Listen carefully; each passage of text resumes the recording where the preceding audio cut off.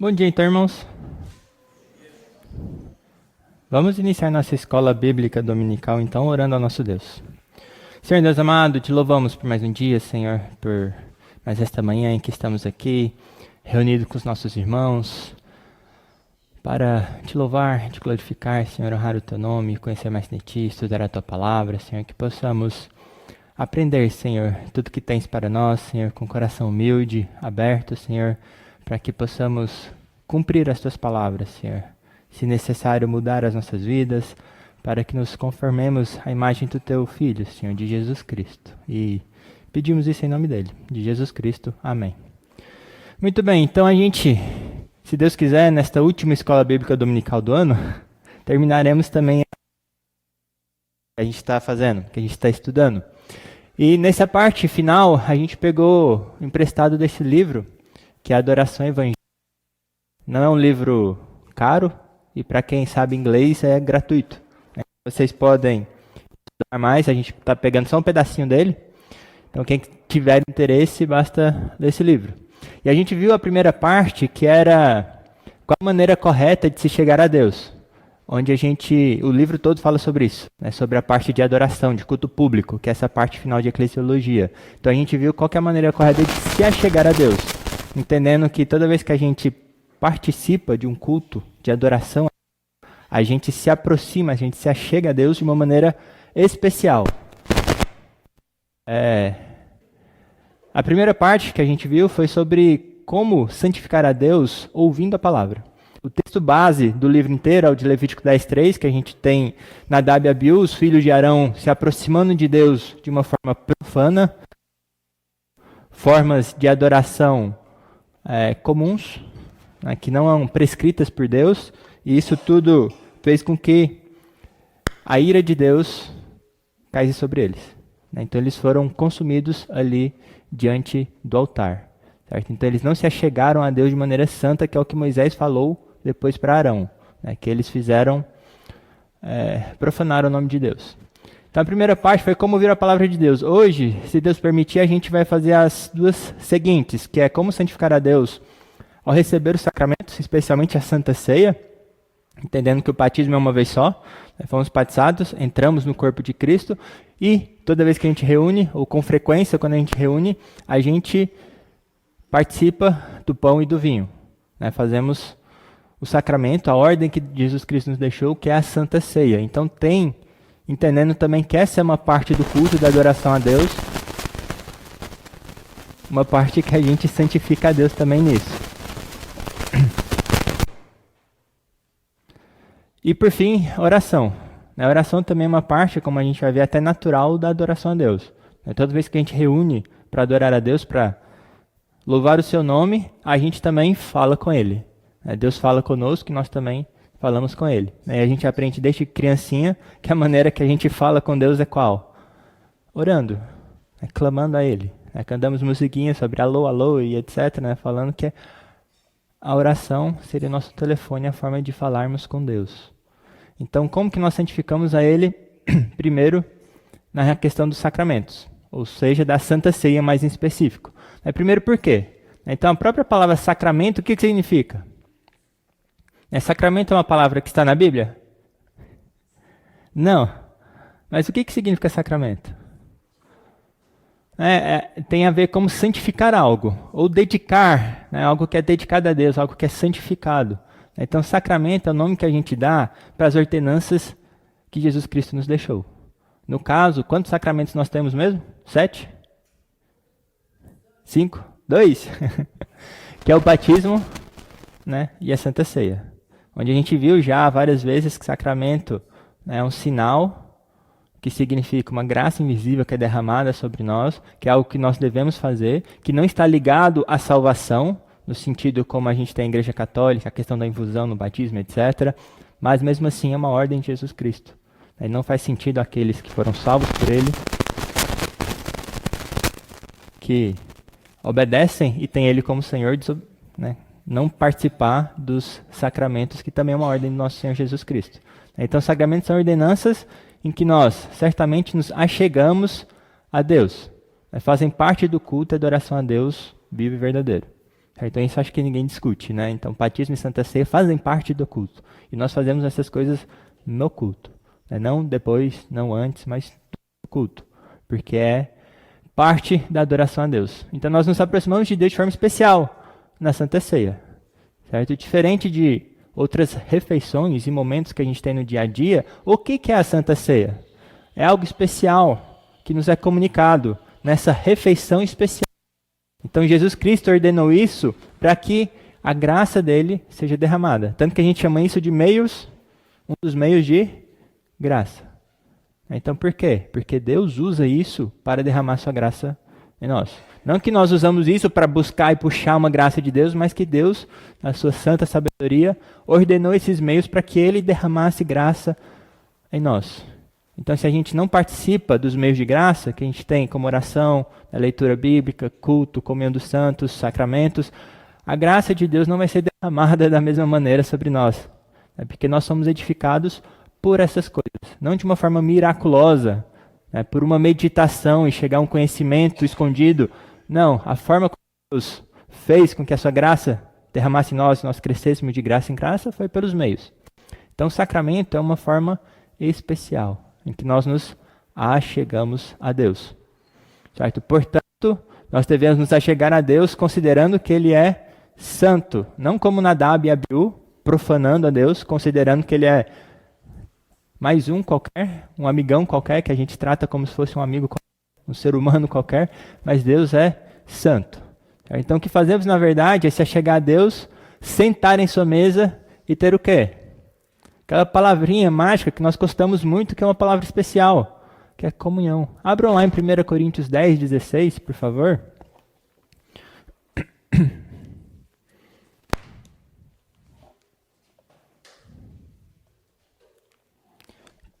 Primeira carta aos Coríntios, capítulo 10, versículo 16. Paulo fala o seguinte, o Espírito Santo fala o seguinte: porventura, o cálice da bênção que abençoamos não é a comunhão do sangue de Cristo? O pão que partimos não é a comunhão do corpo de Cristo? Então esse ato que nós fazemos com frequência é a comunhão com Deus. Nós nos assentamos à mesa de Cristo e temos comunhão com o próprio Cristo. Nós entendemos que Ele não está no pão e no vinho, mas Ele está, a sua presença de forma especial está neste sacramento. E nós então temos uma comunhão e nos assentamos à mesa com Ele. Certo? Então é algo especial. O que nos é apresentado no pão e vinho não é algo comum, de forma alguma, mas os grandes mistérios de Deus. O que o sacramento da Santa Ceia representa? O que nós lembramos, já que ele é um memorial? O que é encenar a Santa Ceia? O próprio Evangelho, não é? O próprio sacrifício de Cristo, a própria remissão dos nossos pecados, o pagamento dos nossos pecados, a comunhão de novo restaurada com Deus. Então o sacramento, neste sacramento está revelado os grandes mistérios de Deus, certo? A salvação do homem. Então, se já devemos glorificar a Deus quando a gente come e bebe qualquer coisa, 1 Coríntios 10, 31, portanto, quer comais, quer bebais, ou façais outra coisa qualquer, é para fazer como? Para a glória de Deus. Então, na Santa Ceia, que é uma refeição muito mais especial, nós não glorificaremos esse Deus da maneira que Ele ordenou. Então, a Santa Ceia é uma refeição especial que glorificamos a Ele. Caso contrário, ele vai ser santificado em nossas vidas, né? Que é o que a gente falou, que a gente pega daquela passagem de Levítico. Se nós não santificamos a Deus com a nossa vida, com o nosso proceder, com as nossas mentes e corações, Deus se santificará em nós por meio da sua justiça sendo derramada. Então essa foi a ideia que a gente vê, não só no Antigo Testamento, mas a gente viu que isso também acontece no Novo, não é? Que a gente tem um caso, talvez emblemático, que é de Ananias e Safira, onde eles mentiram para o Espírito Santo e o que aconteceu com eles? Deus os fulminou naquela hora. Certo? A ira dele foi derramada. A sua misericórdia, ou a sua graça comum, como é comumente, né, derramada sobre todos, mas a sua justiça foi derramada em Ananias e Safira naquela hora. Certo? Então Deus, para quem não o considera santo, o considera profano, não está glorificando e merece o quê? É um pecado. Merece o que todo pecado merece. que é a morte. Certo? Então, é revelado os grandes mistérios de Deus. E a Santa Ceia também, ele foi, de certa maneira, um último ato de amor e cuidado do nosso Senhor Jesus Cristo. Para que serve a Santa Ceia? Tem algum benefício para nós? Muitos, não é? Ninguém discute isso. São benefícios incríveis. E Jesus Cristo, ele praticamente no seu último dia, na sua última noite, onde ele tinha, sem dúvida nenhuma, preocupações gigantes. Nós sabemos o que ele passou no jardim de Getsêmani, como ele sofreu, como ele estava angustiado, como ele tinha sido traído. O que ele fez? Ele parou nessa noite, em um momento, chamou seus discípulos para si, instituiu esse sacramento. E ele falou para que isso seja feito toda vez que a gente reúne, porque é algo que nós precisamos, necessitamos. Então, na sua última noite de angústia, onde ele ia receber a ira de Deus por todos os nossos pecados, ele parou um tempo para fazer algo para o nosso bem, instituiu para o nosso bem. A Santa Ceia, então, é para o nosso crescimento, para a nossa edificação, para a nossa confirmação na fé, para o nosso crescimento espiritual. Então, Jesus Cristo, nesse último ato de amor, antes do grande ato de se sacrificar por nós, instituiu algo para o nosso bem. Certo? Não pensando nele, em que provavelmente nós pensaríamos mais em nós do que nos outros, ele nos amou e amou até o fim, e instituiu esse último ato de amor também para o benefício da sua igreja. Certo? Então ele tomou um tempo para o nosso bem.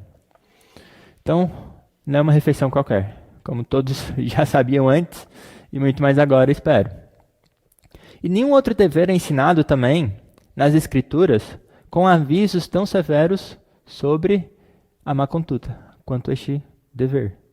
O que a Bíblia fala para aqueles que não participam corretamente da Santa Ceia?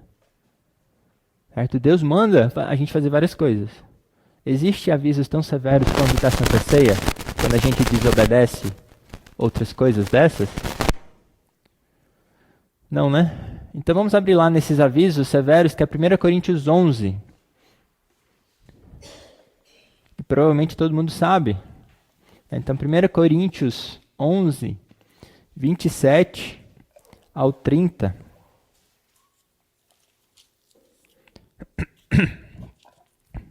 Então lá está escrito assim: por isso, aquele que comer o pão ou beber o cálice do Senhor indignamente será réu do corpo e do sangue do Senhor. Examine-se, pois, o homem a si mesmo, e assim coma do pão e beba do cálice. Pois quem come e bebe sem discernir o corpo, come e bebe juízo para si.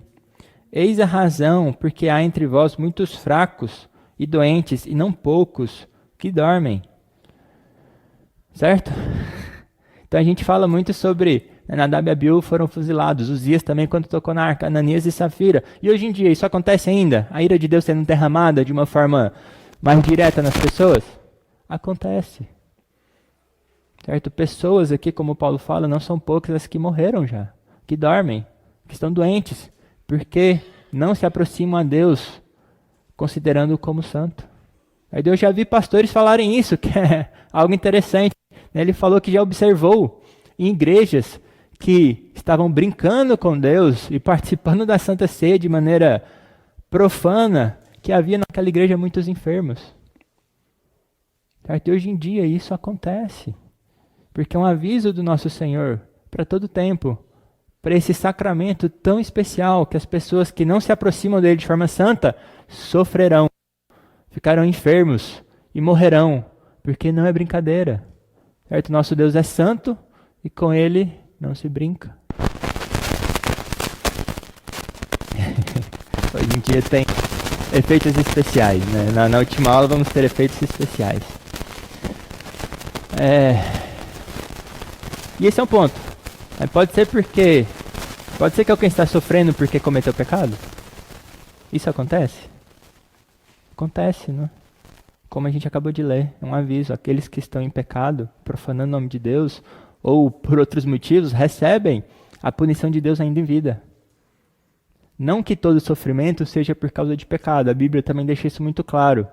Muitos sofrimentos não foram porque aquela pessoa pecou. Não que ela esteja sofrendo de forma inocente.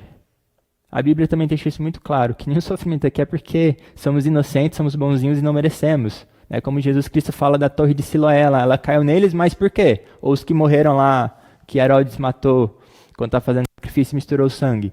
Não é porque eles eram mais culpados do que nós. Certo? Preste atenção para que isso não aconteça em vocês também. Todos merecemos o sofrimento que a gente passa. Pela graça de Deus, nós não sofreremos o que nós realmente merecemos. Aqueles que foram escolhidos por Deus. Mas há pecado que causa sofrimento agora, causa doenças agora, que pode sim causar problemas de forma imediata, e a Santa Ceia é um desses. Certo? Então nós precisamos realmente entender o que significa a Santa Ceia. Qual é a maneira certa de nos portarmos nisso. Porque o aviso é sério. E toda vez que a Santa Ceia é ministrada aqui, é avisado. Né? Não é bom que se participe de maneira indigna, que não saiba discernir o corpo. Porque isso trará o quê? 2 avisos. Né? Será réu do corpo e beberá juízo. Réu do corpo de Cristo beberá juízo. Então é algo sério. Certo? Precisamos de santidade para se aproximar de Deus. Então como que a gente santifica a Deus ao receber o sacramento? Ou a maneira certa de participarmos do sacramento? E o primeiro ponto é que a gente precisa ser santo para receber a Santa Ceia. Certo? Coisas santas para homens santos. No início, mais ou menos ali na igreja primitiva, isso era avisado, né? Coisas santas para homens santos. Quem não era realmente convertido saía. E a Santa Ceia era ministrada somente para aqueles que se converteram. Certo? Então, Santa Ceia somente para os santos. Lembrando, quem é santo na Bíblia? Como? Os separados convertidos. Não que eles sejam já perfeitos, porque nós sabemos que quem é perfeito? Cristo. É claro que a gente, cometendo pecado, estando em pecado, a gente participar da Santa Ceia é um erro. Mas a gente entende que santo aqui é aqueles que foram separados por Deus e estão no processo de santificação. Esses são santos e essas coisas santas são para estes santos. Certo? E não, caso você não se considere perfeito e deixe de participar da Santa Ceia, é um erro. Porque você, sendo escolhido por Deus, buscando a Deus, estando nesse processo de santificação, você já é um santo. A Bíblia já te chama de santo, já te chama de justo. Não pela tua justiça, não pela santidade que você já alcançou, mas pelo aquilo que você será. Certo? Ou por aquilo que Cristo fez. Então, coisas santas somente para aqueles santos. Não é uma ordenança para a conversão. Certo? Então, pregar a palavra, esse ouvir a palavra, é algo que foi ordenado, que se aplica para a conversão. Não é isso que a gente lê em Romanos 10, né? Tem que pregar, para que possam converter. A ordenança do sacramento, o sacramento da Santa Ceia é somente para quem já foi convertido. Os ímpios não têm parte nisso. Certo? Quem não é convertido não tem parte alguma. O sacramento da Santa Ceia não é para a conversão. Pregar a palavra, sim, para os ímpios. Para nós também, para os santos. Mas a Santa Ceia é somente para quem já foi convertido. Então não existe aplicação desse sacramento para quem não é convertido, para quem não professou a fé, para quem não realmente se diz ser de Cristo. Então esse não é um sacramento que deve ser ministrado para ímpios. Na verdade, até para quem vive em pecado. A gente vai chegar agorinha no 1 Coríntios 5, né? Vou deixar para lá então, né? Para quando chegar lá. Então não é uma ordenança para ímpios, somente para convertidos. Só para os santos. Ela não tem nenhum benefício para ímpio. Ao contrário da palavra de Deus, que é benéfica, ou como a gente diz, nunca volta vazia, né? Ou converte, ou então ele vai ser julgado por essa palavra. Santa Ceia não, ela traz somente malefícios para quem não é convertido. E como o sacramento é um selo do pacto da graça, todos que participam da Santa Ceia devem estar dentro desse pacto. Certo? É um selo. Certo? Selar algo vazio, quem não entrou nesse pacto, é a mesma coisa que fazer o selo de um papel vazio. Não tem significado algum, não tem sentido nenhum. É uma brincadeira. Certo? É algo até ridículo. Qual é o propósito de zelar um papel vazio? Não há mensagem, não há nada, não há contrato, não há pacto. Então não faz sentido algum aplicar o selo da aliança de Deus para quem não é convertido. certo? Primeiro deve haver uma aliança, uma transação entre a sua alma e Deus para então selar esse fato, selar essa aliança. Se o Espírito Santo não te comunica e aplica o Evangelho em sua alma, o selo da aliança não é para você. Se você não é convertido de fato, este selo da aliança não é para você.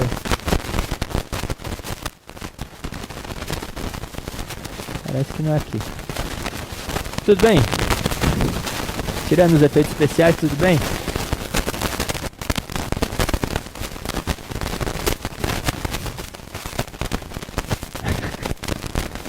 Talvez eu pegue outro microfone, né?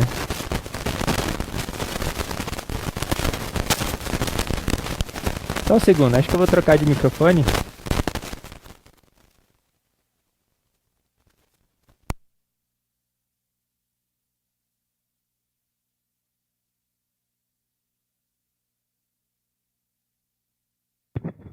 Oi? Sem efeitos especiais agora, né?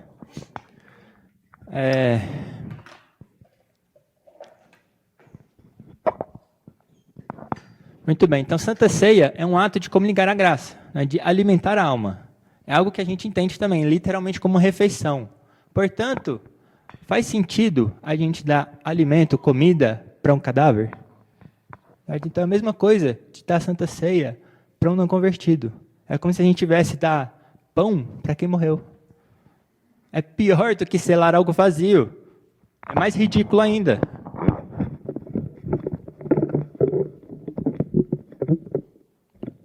Certo? Entenderam essa ideia?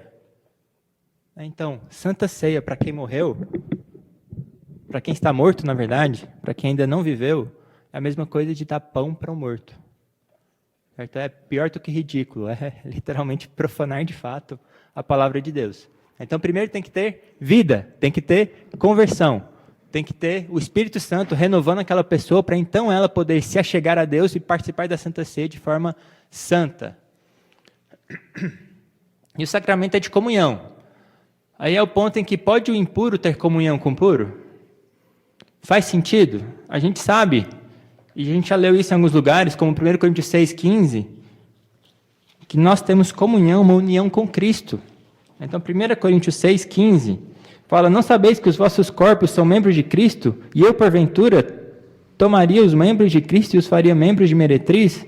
Absolutamente não. Ou não sabeis que se o homem que se une à prostituta forma um só corpo com ela, porque, como se diz, serão os dois uma só carne? Então, toda vez que a gente tem comunhão com o pecado, o que a gente está fazendo? A gente está rasgando a nossa comunhão com Cristo. O puro não pode ter comunhão com o impuro. Não convidamos inimigos para ter comunhão conosco, para ceiar conosco, para participar conosco das nossas refeições, dos nossos momentos íntimos. Os nossos inimigos estão lutando contra nós. Eles ficam do lado de lá da muralha, não de dentro. Então nós não convidamos inimigos. Apenas quem? Filhos, amigos. Apenas aqueles que realmente são convertidos, que participam da Santa Ceia. E o segundo ponto é que precisamos receber a comunhão, receber na comunhão dos santos. Então esse é um sacramento que não foi dado para que ele seja ministrado individualmente. Certo? É em comunhão. A gente volta lá para 1 Coríntios 10, agora o 16 e o 17. 16 a gente já leu, né? Que é a comunhão do sangue de Cristo, o pão que partimos não é a comunhão de Cristo, porque nós, embora muitos, somos unicamente um pão, um só corpo, porque todos participamos do único pão. Então toda a ênfase desse sacramento sempre é em comunhão. Ninguém participa da Santa Ceia de forma isolada, aquela pessoa sozinha. Não basta o homem santo, tem que ser distribuído na comunhão dos santos. Deve haver uma comunhão de santos. E nessa comunhão, o pão é repartido. Como que a gente reparte o pão? Só conosco. Então ninguém administra a Santa Ceia para si mesmo. Certo? A gente está sempre em comunhão. Há casos especiais onde é levado na casa da pessoa e etc. Mas tem um grupinho lá, a palavra é falada, né, etc., a família e o pastor, e etc. E isso é feito lá de uma forma especial, mas de forma ordinária, é aqui, em comunhão, com todos os nossos irmãos. E nisso há, então, a bênção de Deus sendo derramada, no corpo de Cristo, um só corpo, sendo partido entre os nossos irmãos. E a pergunta que fica é: o que acontece se há ímpios aqui? Né? Isso prejudica o recebimento do sacramento? Porque não vai ser mais comunhão dos santos, né? Vai ser comunhão de santos e impuros. Pode o puro participar com o impuro? Isso vai prejudicar a Santa Ceia? A graça que é recebida? E a questão que a gente bem sabe, não tem joio também no nosso meio? A gente gosta de pensar e a gente deseja profundamente que no nosso meio tenha só santos, somente trigo. Mas pode ser que nessa igreja aqui, alguns que estão aqui não são convertidos, de fato, não são convertidos de fato, não são eleitos. Fazem parte só da igreja visível, como a gente estudou, mas não da igreja invisível. E isso pode ter no nosso meio, e nós não sabemos, pelo menos não ainda. Eles prejudicam a graça que recebemos na Santa Ceia, porque eles estão no nosso meio. E outro ponto é, Judas, ele participou da primeira Santa Ceia? Então isso prejudica aqueles que estavam lá?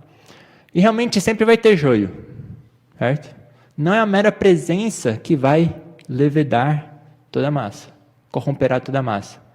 Mas o problema é que a gente descumpre o nosso dever, porque se a gente tem aqui esses ímpios perversos que professam a fé, mas não andam de acordo com a fé, e nós não fazemos nada, nós nos corromperemos. Primeiro porque nós estamos desobedecendo a Deus. Qual que é o nosso dever quando alguém faz isso aqui?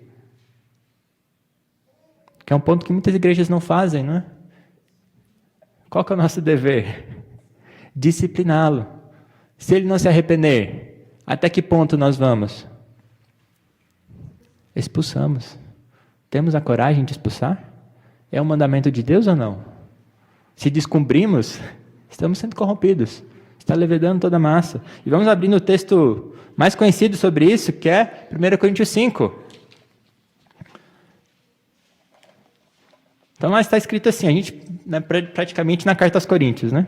Então lá está escrito assim, geralmente se ouve que é entre vós imoralidade.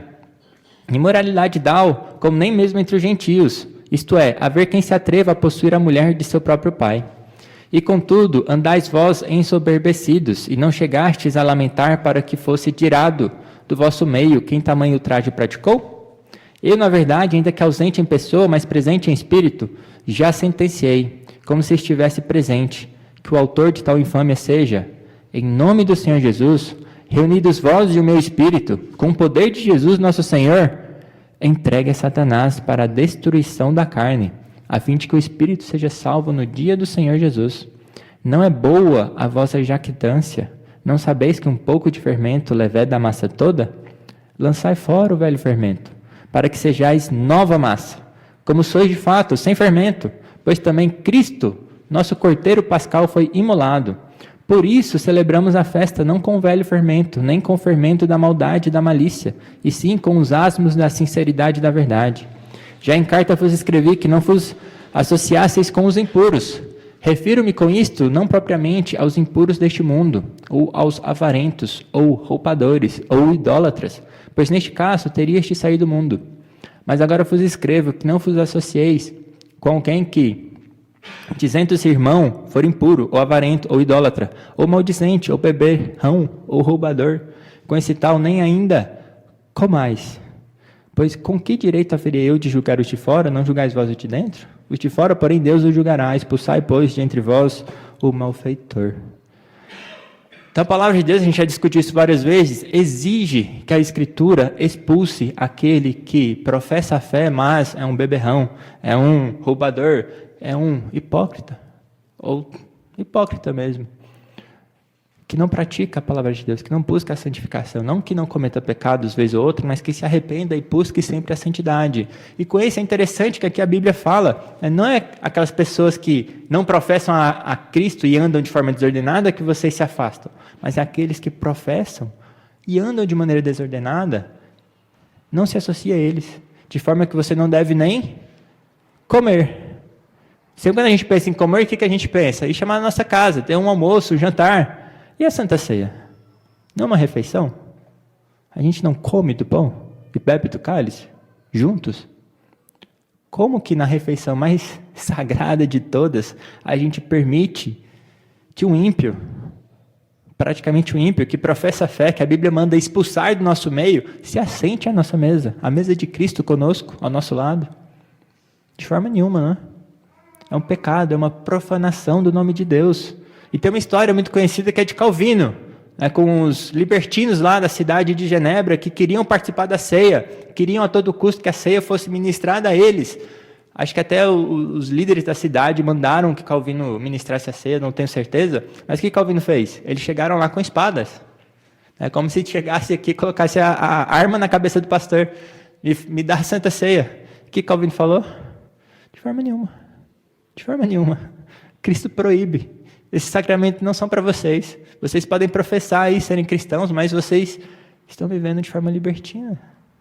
Não ministrarei a ceia para vocês de forma alguma. Por isso que a nossa igreja, quando a gente disciplina, a pessoa não arrepende, a gente não ministra a ceia a ela.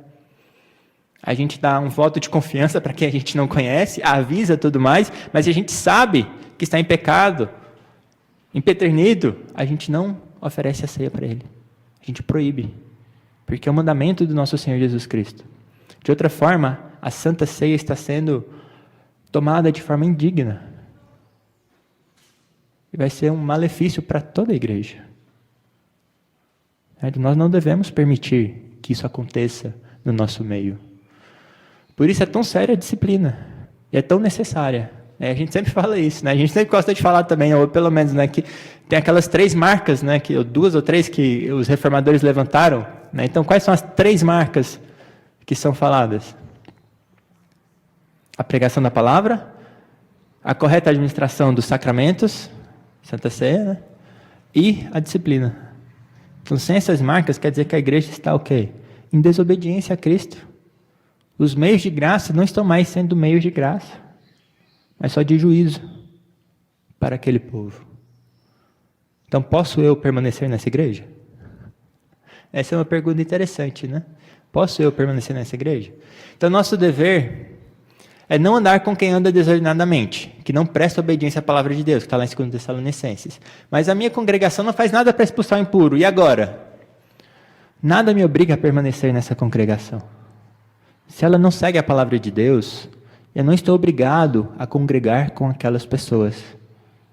Aí está aquele mandamento que não deixar de congregar, como é costume de alguns, se refere a igrejas que são realmente fiéis. Se aquela igreja não é fiel, se ela não segue a palavra de Deus, nada te obriga a permanecer ali. Muito pelo contrário. Te indica que você deve sair. Porque lembra, a igreja é uma das coisas mais importantes que nós podemos escolher, que se refere à salvação das nossas almas, ao cuidado das nossas almas. Então, quem não? Se a minha congregação não expulsa o impuro, a gente sai. Sem fazer algazarra nem nada, mas a gente sai. Porque ela está contrariando a palavra de Deus, que é clara. Não é algo difícil de compreender. É uma parte clara e ela está contrariando a palavra de Deus. E dessa forma, não santificando, não glorificando, não exaltando e não obedecendo ao Senhor dos Senhores. Certo? Tudo bem? Então a gente chegou até em disciplina, mas faz parte.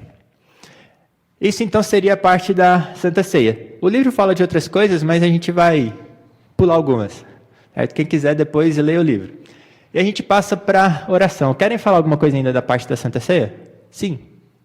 Eu queria saber qual a diferença daqueles que faz parte da igreja invisível e da igreja visível. A igreja invisível é composta pelos eleitos de Deus, de todos os tempos. Aqueles que realmente fazem parte. A invisível. A invisível. A invisível é composta somente pelos santos. Geralmente a gente fala que é de todos os tempos, todos os convertidos, né, desde Adão e Eva até os que ainda virão, certo? Que só Deus vê. Invisível porque nós não temos conhecimento. Tanto agora a gente não sabe aqui quem é, quem não é, como por todo o tempo. Então ela é invisível para nós, mas certamente, né, Deus sabe e conhece o nome de cada um. A visível é a que a gente consegue ver aqui. Aqui professa da sua boca que faz parte de Cristo, que está unida a Cristo. Porém, na visível está misturada. A gente não sabe se aquela profissão da pessoa é hipócrita ou não. A gente não sabe se ela realmente é convertida, se é eleita ou não. Né? Saíram do nosso meio, mas não eram dos nossos, né? E eles saíram porque para que se manifestasse que não era dos nossos. Nunca foi salvo.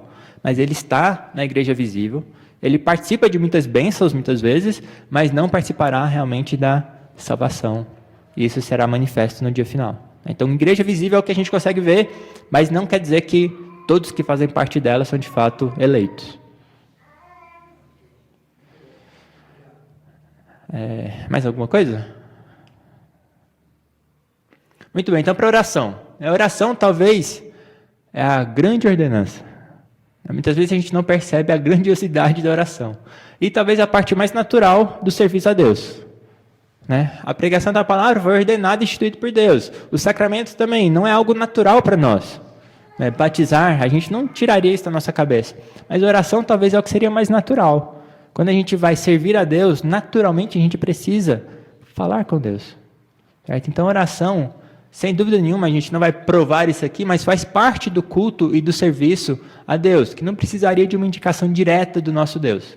Então, nós oramos a Deus e oramos a Deus para tudo. Não é? Oramos a Deus não somente para a gente comer, como a gente costuma fazer, mas para tudo, ou deveríamos. Aí, quando a gente vai ler um livro, quando a gente vai estudar a palavra de Deus, quando a gente vai ouvir a mensagem, quando a gente vai ouvir alguma coisa, a gente faz o quê? Ora. O que é Tiago, né? Tiago 5, orai sem cessar. Certo? Então, oração é algo que é usado para tudo. E usado até no sentido de santificação. A oração a tudo santifica. Abram lá em 1 Timóteo 4, versículo 5.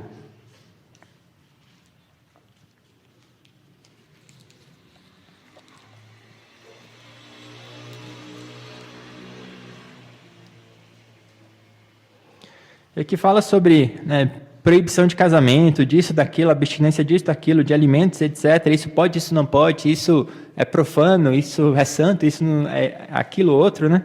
E no 5 fala, porque pela palavra de Deus e pela oração é santificado. Aí aqui nesse contexto ele está falando de todas as coisas. De casamento, de alimentos, pela palavra de Deus e pela oração, tudo isso é santificado. Se a gente vê o que Jesus falou, aqueles que estavam jurando em falso, juravam pelo altar, mas juravam pelo ouro do altar, do templo e tudo mais. Jesus fala, se você jura por um, você pode descumprir, não tem problema. Jesus fala que, qual que é maior? O templo é maior que o ouro. Se você jura pelo ouro, você jurou pelo templo, que santifica o ouro. Você não pode descumprir aquilo. Pelo trono de Deus e tudo mais, pelos céus e pelo trono de Deus. Então, se o templo santifica o ouro, se o altar santifica as preces lá, a oração, as preces não, né? O que era mesmo? A oferta, né? O altar santifica a oferta que é sacrificada lá. A oração santifica todas as coisas. E o templo é maior do que o ouro. O altar é maior que o sacrifício. A oração é grande, porque ela santifica todas as coisas. É importantíssimo. Quão grande é essa ordenança da oração, que a tudo santifica. Aquele que não tem uma vida de oração, não tem uma vida. Precisa urgentemente iniciar a sua vida de oração. E não somente no culto, é claro, mas em todo o tempo. Como a gente acabou de falar, orar sem cessar, porque é pela oração que tudo é santificado. E a gente tem que pensar em dois aspectos no caso da oração. Como que a gente santifica a Deus em oração? Em relação ao conteúdo, ao assunto da oração e a maneira. Certo? Que a gente naturalmente chega nesses pontos. O que a gente está orando e como a gente está orando. Eu não vou falar aqui de postura. Postura, a gente tem essa ideia de orar ajoelhado, que é interessante, mas não é obrigatório. A ideia é que seja uma postura, o que sempre indica que seja uma postura de humildade, de sujeição a Deus. E provavelmente é bom que seja confortável, para que você possa passar um bom tempo lá, focado na oração. Certo? Então, postura a gente vai falar, mas a maneira, né? Então, a matéria, a essência da oração deve ser de acordo com o quê? Com o que você quer, com a sua vontade. Assim Deus vai te responder. Se você tiver fé, pensar positivamente no que você quer. Mas a oração tem que ser de acordo com a vontade de Deus. Não é 1 João, abram lá, 1 João 5, 14.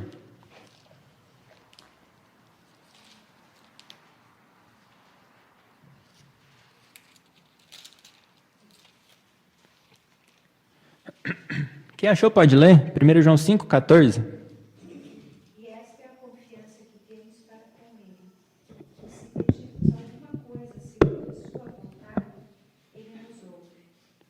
Então, quando é que Ele nos ouve? Quando a gente pede algo segundo a sua vontade. Se a gente ora de acordo com o que Jesus oraria também, certamente ela será respondida. Então, se a nossa vontade é a mesma de Cristo, que deveria ser, pois Ele nos salvou, nos redimiu para que a gente se conformasse à imagem dEle, para que as coisas que Ele ama nós amássemos, para que as coisas que Ele odeia nós odiássemos, a nossa oração deveria ser como a de Cristo. E quando nós oramos da mesma maneira que Cristo oraria, certamente será atendida. Como Elias orou, certamente foi atendido. Então oramos para o bem e não para o mal. Certo? Foi isso que Jesus ensinou. Se Deus faz o bem até para o injusto, faz a chuva cair sobre ele, nós oramos para o bem. Nós não oramos para o mal. Oramos para a glória de Deus, para o nosso bem e o bem dos nossos irmãos. Certo? Então a gente tem que conhecer a vontade de Deus, que só vem pela palavra de Deus, não por uma iluminação especial, mas pela palavra de Deus. A gente conhece a vontade de Deus, a gente conhece o caráter de Deus, e a gente busca ser igual a Deus. Sede santos, porque eu sou santo. Então, com isso, nós oramos de acordo com a vontade de Deus. Coisas materiais podem ser boas e podem glorificar a Deus. Livrar do perigo, paz exterior, etc. Mas as espirituais, fazendo de certa maneira essa distinção que o autor faz, elas estão mais próximas, é mais fácil de certa maneira glorificar a Deus. Um coração firme, certeza do amor divino, confirmação da salvação. Essas coisas são, de certa maneira, um degrau acima do que as materiais. As materiais a gente pode viver sem.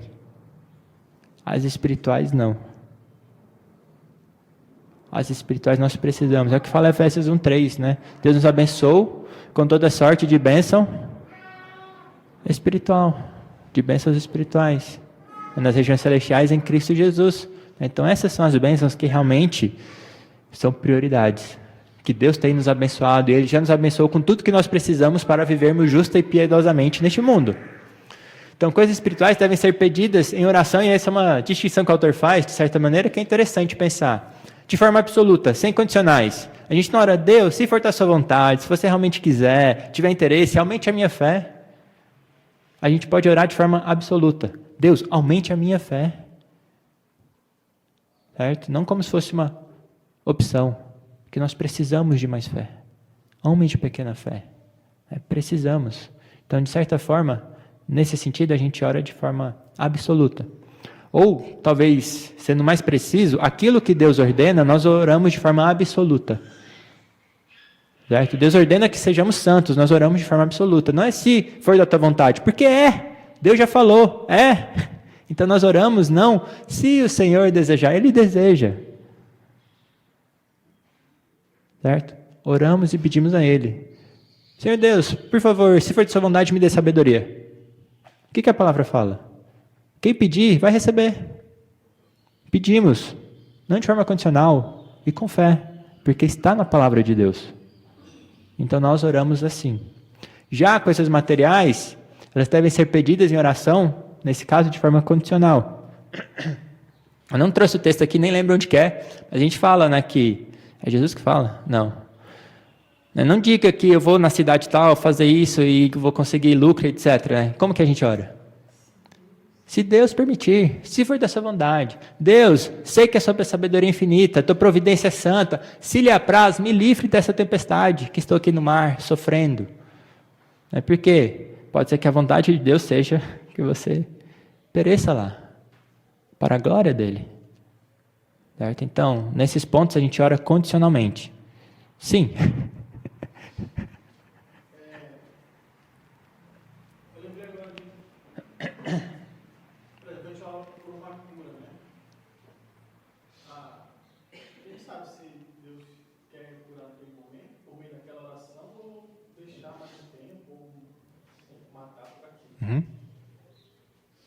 Mas eu lembro de Paulo que orou para Deus livrar da enfermidade, 3 vezes.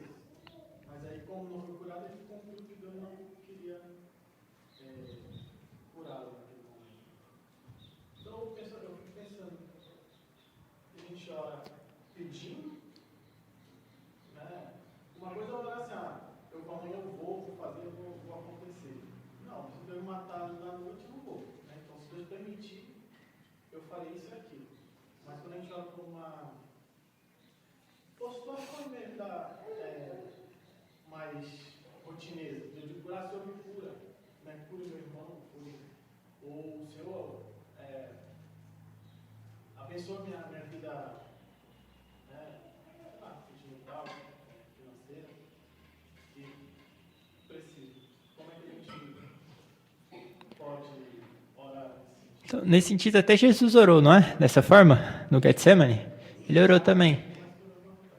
Se possível, não me dê desse cálice, mas seja feita a tua vontade, como também Paulo ora, né? Então, nesse sentido, a gente clama, a gente derrama o nosso coração a Deus, né? Entendendo que, nesse ponto, a gente não está pedindo por algo que seria pecado, que seria maligno, né? Que Deus pode usar tanto para o bem como para o mal. Ele pode, né, matar a gente hoje ou amanhã. Não é algo maligno a gente orar e pedir por cura.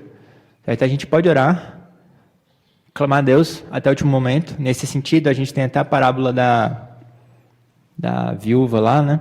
Que a gente tem que clamar a Deus até o último momento. Certo? Não desistir, orar sem cessar. A intenção daquela parábola lá é que a gente ore com persistência. Certo? Então a gente ora até que a pessoa morra pelo câncer, a gente ora para que cure, mas sendo feita a vontade de Deus. E Deus muitas vezes atende até quando a gente ora sem fé. Que é o caso lá de Pedro, quando Pedro foi preso. Né? E o sentido talvez é mais direto do que o câncer, porque Tiago foi preso, foi morto, né, por Herodes. Pedro foi, né, o pessoal gostou, os judeus gostaram. Ele então prendeu Pedro e ia matá-lo no outro dia. A igreja estava fazendo o quê? Orando por ele, orando para que livrasse a vida dele, para que ele não morresse. E qual que era a fé daquelas pessoas? Pedro foi liberto. O anjo libertou, ele chegou lá, bateu na porta. O que eles fizeram? Oi, é Pedro? Não, é não. A criada depois foi lá, Pedro está ali. Não está não, está louco, ele vai morrer amanhã. A gente está orando, mas ele vai morrer amanhã. Eles não tinham essa fé de que Pedro realmente estaria liberto. Mas Deus mesmo assim atendeu a oração deles. Então qual que é o nosso papel? Se, obviamente, não é contrário à vontade de Deus, nós devemos clamar até o último instante, que é o que Jesus ensina, o que a palavra ensina a todo momento. Né? Enquanto a gente tem esperança, a gente ora. Seja por um filho que não foi convertido, seja por um câncer, seja por qualquer coisa. Nós sabemos que Deus pode, certo? E se for da vontade dele, ele fará. Então, até o último momento, a gente ora confiando em Deus. Então essas coisas que, né, não é promessa e mandamento de Deus, Deus nunca prometeu que você não passaria por doenças, por aflições, que não morreria. Né? Então a gente não ora naquele sentido de forma absoluta, mas a gente ora, clamando a Deus, confiando na sabedoria, né, na providência dele e esperando. Certo? Como Jesus orou. Né? Seja feita a tua vontade. Tudo bem?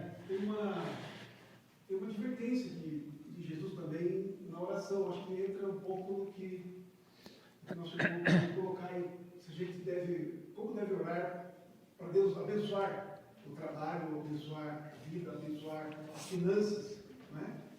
Aí tem uma advertência lá que Jesus diz assim, né? Pedi e não recebeis, porque vocês pedem mal, para esbanjar, né? Então, penso que aplicando esse versículo, a gente precisa, quando for orar, pedindo alguma coisa, material, especialmente, penso que a gente deveria orar antes pedindo santidade na nossa oração, né? Para que a gente... É proibido pedir bênção material? Não é.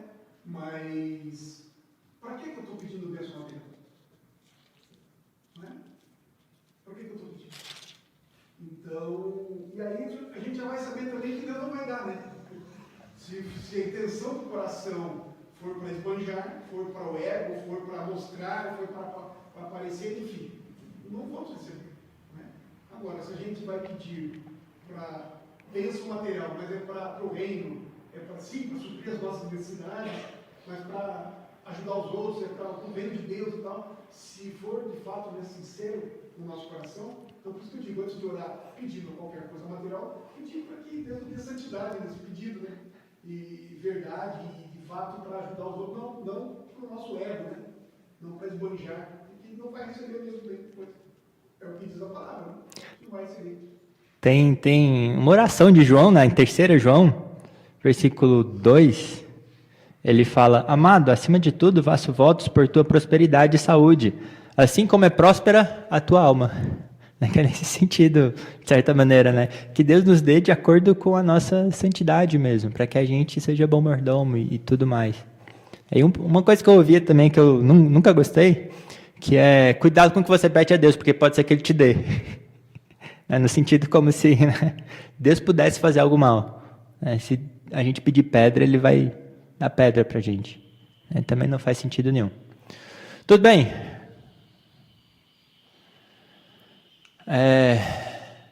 Jesus ensinou que devemos orar por outros também. Inclusive, quando Ele ensinou a orar, Ele falou: Pai nosso.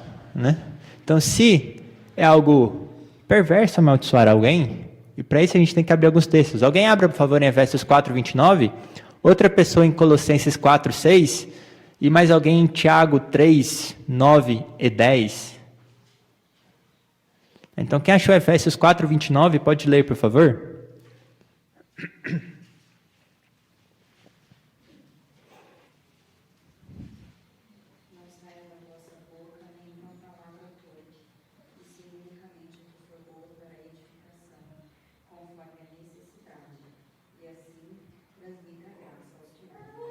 Então, palavras boas para edificação, para transmitir graça, nada torpe. Colossenses 4, 6. Quem achou pode ler. A vossa palavra seja sempre agradável, temperada com sal, para saberes como deveis responder a cada um. Então não é temperar com veneno, mas temperar com sal, agradável, de forma a responder a todo mundo. E Tiago 3, 9 e 10, por favor. Com a língua, aham. Com ela bendizemos ao Senhor e Pai, também com ela amaldiçoamos os homens, feitos à semelhança de Deus. De uma só boca procede bênção e maldição. Meus irmãos, não é conveniente que estas coisas sejam assim. Então é bom que a gente abençoe e amaldiçoe com a mesma língua que Deus nos deu. Amaldiçoe a pessoas que foram criadas à imagem e semelhança dele. Então, se é maligno amaldiçoar alguém, e oração é uma grande obra, uma grande ordenança, quão pior é orar amaldiçoando alguém? Orar para o mal daquela pessoa. Orar desejando o mal daquela pessoa. Então, nossa oração, como é que a gente não santifica a Deus? Orando com impropérios, maldições, para o mal da pessoa. Senhor, mata aquela pessoa que está me atrapalhando. Tira ela da minha frente e some. Isso é bom? É conveniente? Não, né? Aí você me pergunta, que talvez alguns já tenham isso na cabeça. E os salmos imprecatórios, ou orações imprecatórias? A gente já falou várias vezes, eu vou voltar aqui à resposta do autor, né, que fala, né, Davi não amaldiçoa e deseja o mal dos inimigos de Deus. E as imprecações, de forma geral, são mais, como ele coloca, predições proféticas. Quando a gente tem revelações de Deus, como é que ele revela? Bem-aventurado, tem as bem-aventuranças, o abençoado, tem os oráculos de bênção e tem também os de maldição. Ai, que na nossa Bíblia é traduzido como ai daqueles que. Então, quando a gente tem essa ideia dos imprecatórios também, a gente tem um profeta de Deus proferindo então as maldições para pessoas que Deus já definiu. Certo? Então, pessoas que, se ele amaldiçoa e deseja o mal, é porque ele sabe, de uma forma que a gente não sabe, que aquela pessoa de fato é do diabo. Então, quando Davi fala que o filho da perdição iria lá para o inferno mesmo e merecia tudo aquilo, é porque foi revelado a ele. Certo? Então, quando a gente tem imprecações, a gente não tem a pessoa amaldiçoando alguém porque ela não gostou, e etc. O que a gente tem em Paulo também, que a gente já entendeu, já estudou isso aqui, sobre não usar o nome de Deus em vão, né? Quando é que a gente pode falar que uma pessoa seja anátema? Quando ela fez o mal para mim? Paulo sofreu e não poucas coisas, não é? Quando ele sofria, o que ele falava? O que ele fazia? Nada, né? Ele continuava pregando a palavra de Deus. Agora, quando atacavam o evangelho, inimigos realmente de Deus, ele professou anátema. Certo? Então a gente não amaldiçoa as pessoas porque nós estamos com sentimentos ruins com ela. Porque nós estamos odiando em nosso coração.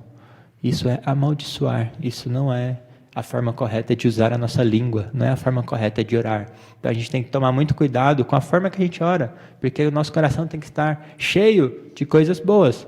Falamos e oramos do que o nosso coração está cheio. Certo? Então nós não amaldiçoamos. Por um zelo a Deus, então, e não por vingança pessoal, nós podemos orar imprecações. Ele coloca aqui de novo nessa questão condicional. De uma maneira geral, talvez, porque a gente não sabe quem são de fato os inimigos, perseguidores implacáveis de Deus. Então a gente fala, se eles são de fato perseguidores, inimigos implacáveis, daí tu desejares que a tua ira e maldição os alcance. Então ele coloca que dessa forma a gente poderia orar sem pecar, sem deixar de santificar a Deus, mas não por vingança pessoal, por sentimento pessoal e etc. Então, orar dessa forma sempre é algo que a gente tem que fazer com muito cuidado. Tudo bem? Então não usemos a nossa língua, muito menos as nossas orações, para desejar o mal. Certo? Porque Deus não deseja o mal. Tudo bem? Então, sobre a maneira de orar, para a gente acabar 5 minutos ainda, o primeiro ponto é que a gente tem que orar com entendimento, com a mente engajada, que é 1 Coríntios 14, 15.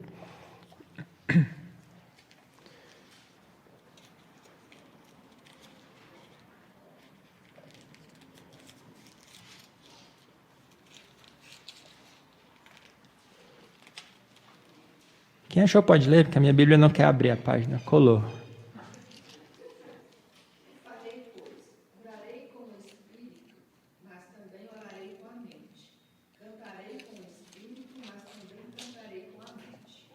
Aí aqui fala toda a ideia do dom de profecia, superior ao dom de línguas e tudo mais, fala sobre pessoas que oram ou falam em línguas estranhas e ninguém entende nada, nem a própria pessoa quando ela ora assim, não traz benefício algum. Quando a gente ora, a gente tem que orar com entendimento, com a nossa mente, sabendo o que é, não simplesmente balbuciando coisas que a gente não sabe. Certo? Então a gente ora sempre com entendimento. Na verdade, Romanos 12, que a gente conhece muito bem, Salmos 32 também, que fala para não ser, que Deus vai nos instruir, para não ser como cavalo e burro, que obedece somente sem entendimento, com cabrestos e freios. Nós precisamos orar a Deus sabendo. Primeiramente, obviamente, sabendo qual é a vontade dEle, para que a gente ore de acordo com a vontade dEle. Então a gente não ora sem usar a nossa mente. Certo? O ser humano não é só sentimento. Ele é mais que sentimento. Ou instinto. A gente ora com entendimento. Nós precisamos conhecer, saber a forma, saber como falar, saber como pronunciar, saber como respeitar a Deus, quem Ele é. A gente só ora com sujeição e humildade diante de Deus se a gente sabe quem Ele é. Se a gente não sabe quem Ele é, se a gente não sabe que Deus é santo, a gente vai orar como se Ele fosse um amigo qualquer. E a gente vai muitas vezes até exigir dEle como se Ele fosse o Papai Noel, quando a gente não conhece a Deus. Então a gente ora com entendimento, certo? Todo culto, como Romanos 12, 1 fala, deve ser racional. Tudo racional. Então, não só racional, é claro, todo ser humano, sentimento, coração, razão, tudo voltado para Deus. E ainda na maneira de orar, a gente tem que orar com todas as nossas faculdades, todo o nosso ser voltado a Deus. Um dos pecados mais frequentes que a gente tem na questão da oração é se perder na oração. Nossos pensamentos vagueiam para longe de Deus. Quem nunca experimentou isso? Esse pecado que atinge praticamente todo mundo. Estamos orando e muitas vezes dormimos. Esquecemos o que estamos falando. Começamos a pensar nas coisas, nos afazeres do dia a dia, como se fossem espinhos nos sufocando. Então, quando nós oramos, oramos com realmente intenção, com todo o nosso ser, com toda a nossa vontade, focados, pensando naquilo. Por isso que ele fala, quando orar, para você entrar no seu quarto e orar. Quando Jesus orava, como é que fala? Às vezes que a Bíblia fala que Jesus foi orar, foi como? Se afastando, se isolando e orando a Deus, com todas as suas faculdades voltadas para aquilo. Não para se dispersar, não para os seus pensamentos ficarem vagueando por aí, esquecerem até o que está fazendo. Eu estava orando, peraí, deixa eu voltar. Isso é um grande pecado. É muito sério. E nós fazemos isso com frequência. Nós podemos orar sem cessar, nós podemos orar enquanto estamos andando, fazendo alguma coisa, clamando a Deus rapidamente, como Neemias fez, não é? Mas nós devemos fazer aquilo lá, realmente entendendo que estamos falando com Deus. Não mexendo no celular e outras coisas e distraindo. Ou quando a gente está praticamente dormindo. Nós realmente separamos um tempo para orar com Deus. Como Jesus separava, como Paulo separava, como os santos separavam. E para encerrar, uma solução para evitar essa falta de vontade nas orações é considerar que realmente é uma grande obra. Assim como Neemias, quando o inimigo buscou tirar ele da sua obra de reconstruir a cidade, mandou carta chamando ele falou, não vou, eu estou fazendo grande obra, de modo que não poderei descer. Por que cessaria a obra, enquanto eu a deixaria e fosse ter convosco? Da mesma forma a gente fala para oração, por que eu vou parar de orar e vou, fazer qualquer coisa, dormir, comer e etc. A gente separa um tempo e entende que aquilo é uma grande obra. É inclusive um meio de graça. Oramos então com todo o nosso ser voltado para Deus. Tudo bem? Então isso são algumas coisas que o livro fala. Quem quiser mais, leia o livro. E com isso a gente encerra a eclesiologia. Certo? Alguma questão? Pastor, ora então para a gente, por favor, para encerrar.